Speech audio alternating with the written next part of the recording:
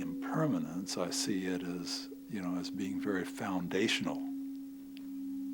How can you have creation if if there is not impermanence? So every aspect of aliveness seems to me to carry with it the temporary nature. So the more I reflected on it, the less I began to think of it in terms of a completion or a finishing or an ending, but as being foundational to beginning, as being at the essence of life as I experience life. I tend to embrace impermanence as a recognition of the reality of aliveness.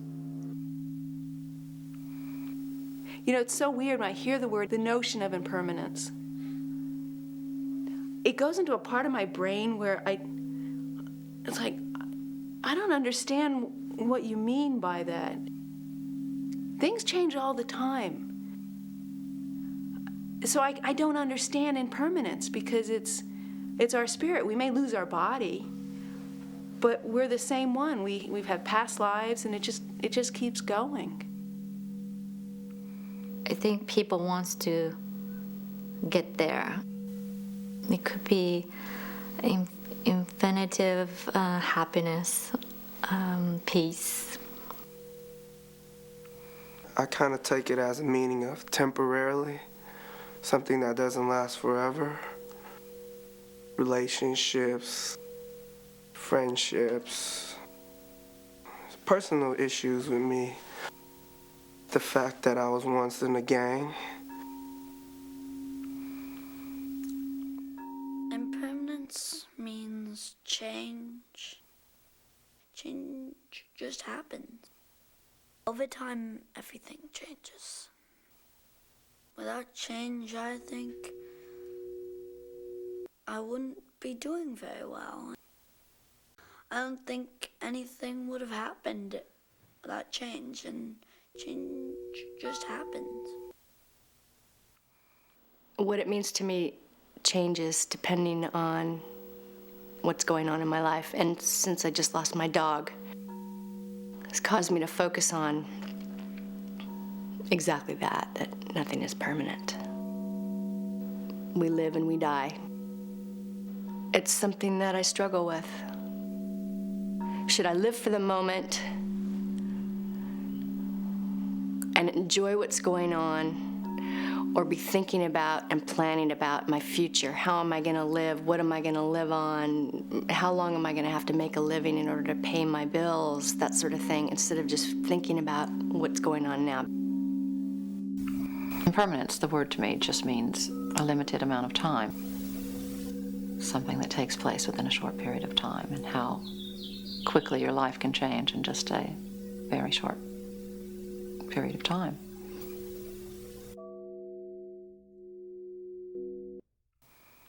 It's the condition of letting go and being in the habit of letting go, being detached.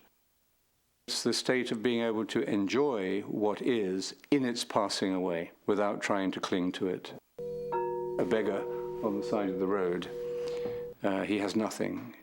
He puts out his hand and saying, "Give me a dime," and the hand is open to what may be given by life. And somebody passing by drops a quarter in his hand, and immediately the hand closes to possess it, and it becomes a fist.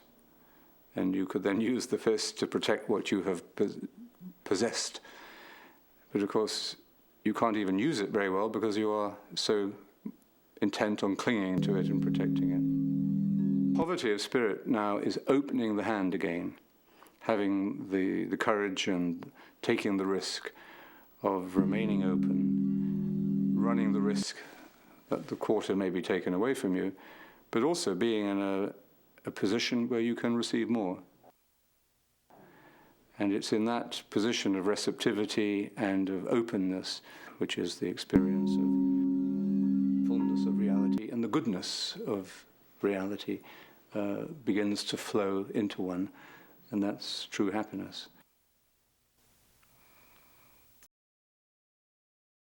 My lesson in impermanence has come in the form of cancer. The joy of impermanence. It allows me to appreciate. It allows me to appreciate and value and cherish. Because it can all be gone. I get that now. When I was 13, I started growing boobs. And I realized I was changing. That was kind of an awkward moment. 13, 14, 15, my body was sort of betraying me. I really liked the way I was when I was 7 and a little bit freer to do what I wanted. But all of a sudden, my body was sort of taking over and doing things I couldn't quite control.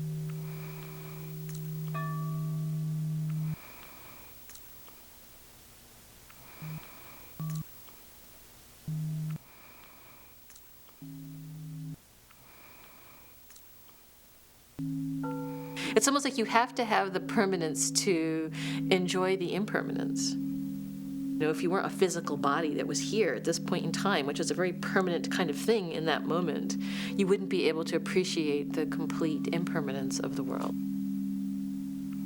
Things that I do think or hope to be permanent are something like love. Love changes too, and there's a certain amount of impermanence in love. My hope is that things are impermanent. I would hope we evolve. I would hope concepts evolve, human beings would evolve. Anything that you could point to and say that's permanent would probably dissolve on you. But things that you can't point to or define or objectify, I think there is continuity and permanence. That there is something beyond permanence and impermanence, and that is presence.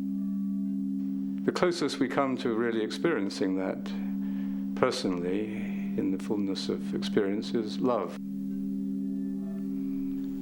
I love the people I love. I love them every day. I love them in every way. That's permanent. That doesn't change no matter what. We're sort of hardwired in a way to think, to believe in permanence, that things are always going to be the same. Even children in normal growth and development, they need a sense of permanence in their life to develop normally. It comes down to some basic needs of security. I don't think we give that up necessarily when we're adults, because people don't like to experience it. People don't like to feel like things are going to change.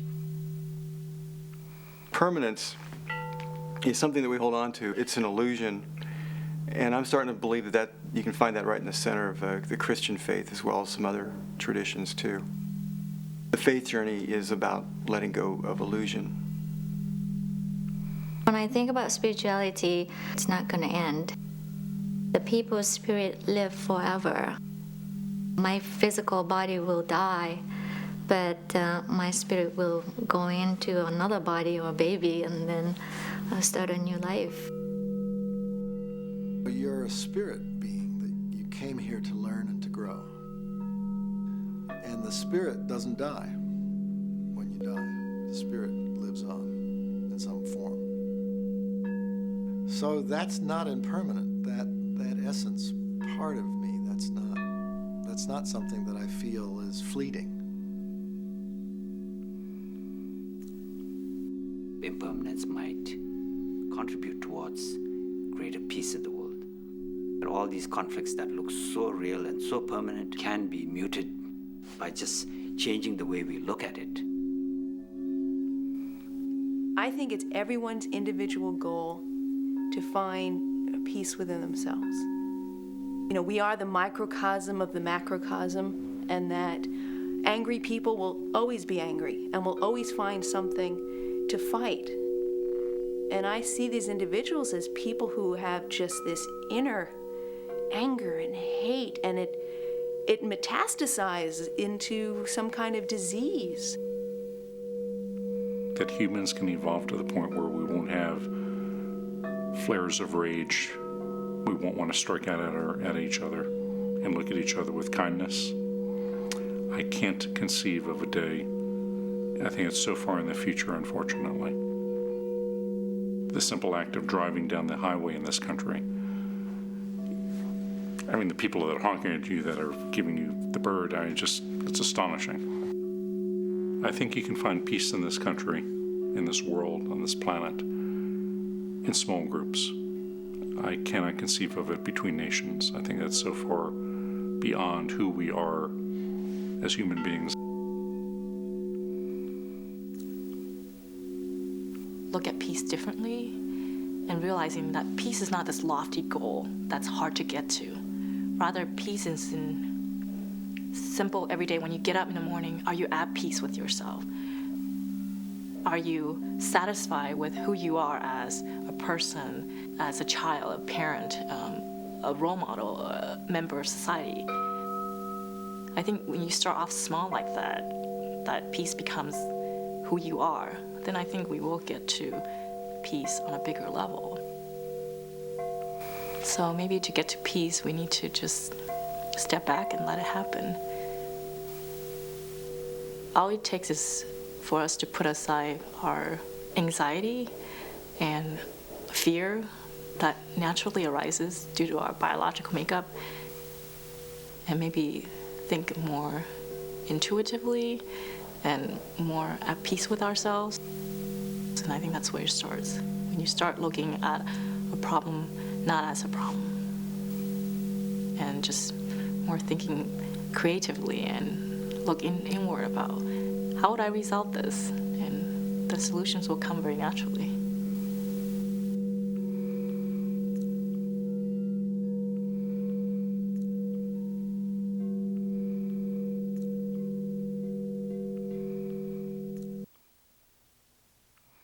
Well, I don't think the last day is as important as all the days beforehand, right? I mean, it's definitely your day-to-day that matters, and your moment-to-moment, and what you put out. So your last day, your last moment that you get to face your life, I think it's going to be really quick and not very important. I would live it like any other day and just try to do my best and deal with it. If today was the last day, I would feel sad. Some people on the earth what you care with and they didn't die, but you did, you would miss them and you can't go back. I would just wait for them in heaven.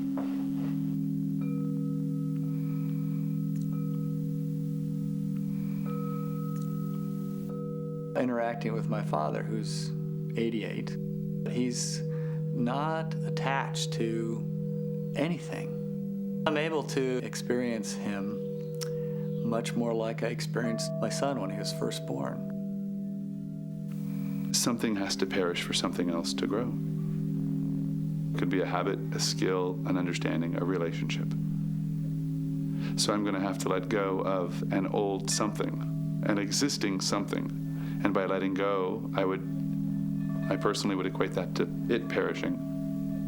When that thought, that idea, that habit, that style has perished, it makes room for something else to flourish. Sometimes it's directly related to one making room for itself.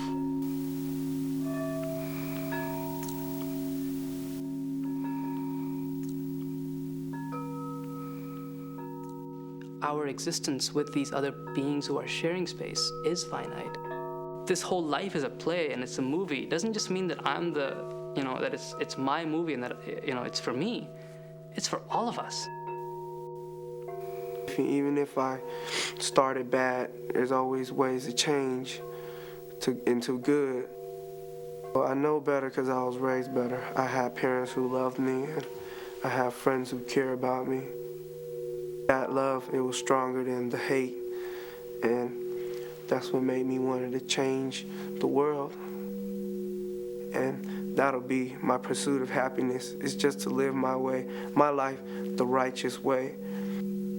The responsibility, the choices I make, I know in the end it'll affect greater. I'm just trying to do it a little bit at a time. Making the choices to make change is really a gift and a luxury to be able to do that. I think we're here to teach for the next person that's going to come. Whatever your age is, you should always think about this and realize how lucky you are. Appreciate what you have and be thankful. Set a good example for everybody. Live like every day as though you're to die tomorrow. You just try to live life till your fullest, and you do your best at that. Be with impermanence and know that it's okay. The impermanence is not something to fight. It's okay to be with, and it's even if you fight it, it's there anyways. Accepting it and having a kind intention toward it.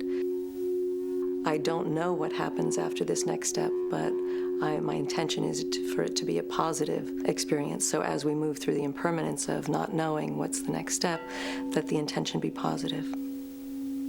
You're already dying, so choose how you want to let this be.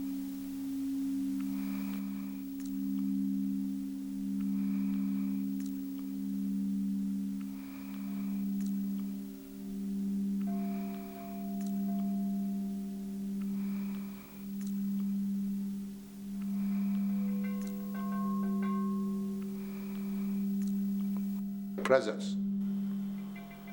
What do I do with it? We come to life involuntarily. We did not have a choice. And we leave involuntarily. We don't have a choice. The more that I have awareness about the impermanence of life, the more attention I can pay to the present. The closer I am to my mortality, the stronger I feel. I get a more intense experience of life. Everything comes and everything goes. What can I say? I guess life is a circle. Just try not to break it.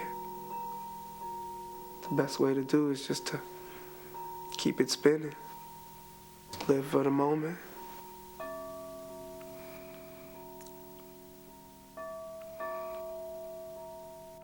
The golden years are now instead of later.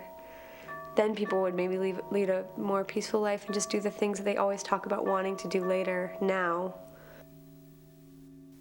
I've never thought of life in terms of, time parameters at all. When I hear people say life is short, I roll my eyes. To me, life is long. When you compare it to any other species, with a few exceptions, it's a long time.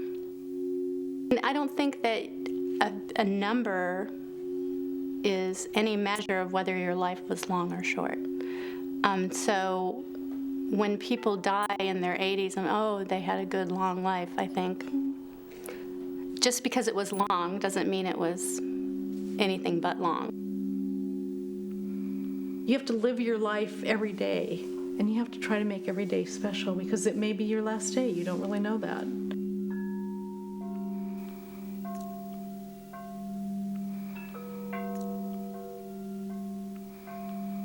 This reality of impermanence, the awareness of impermanence, winds up being almost like a torch that comes in and burns off the chaff, burns off the debris, and leaves only that which is truly of value.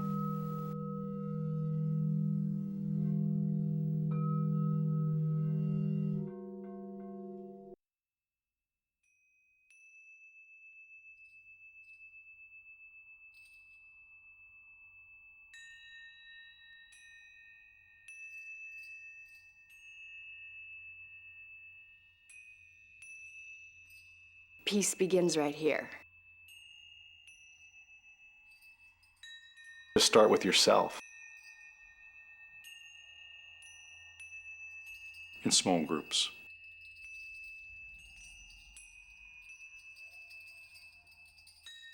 Be more present. Respect the differences.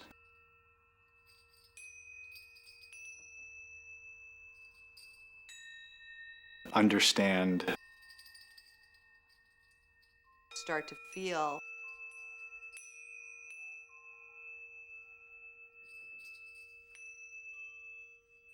To understand the breadth of what people are and the depth.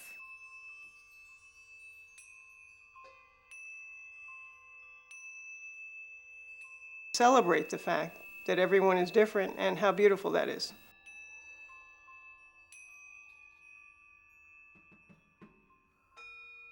Contribute something.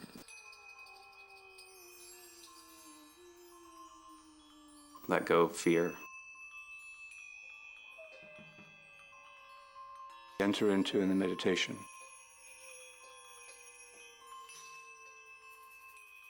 Don't hold on.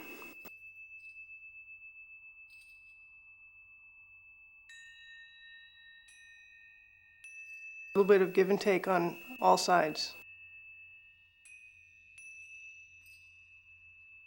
Redirect. Accepting the change.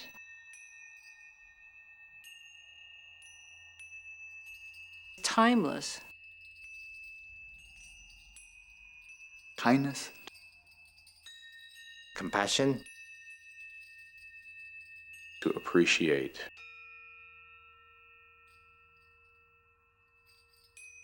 Be present. To smile a lot.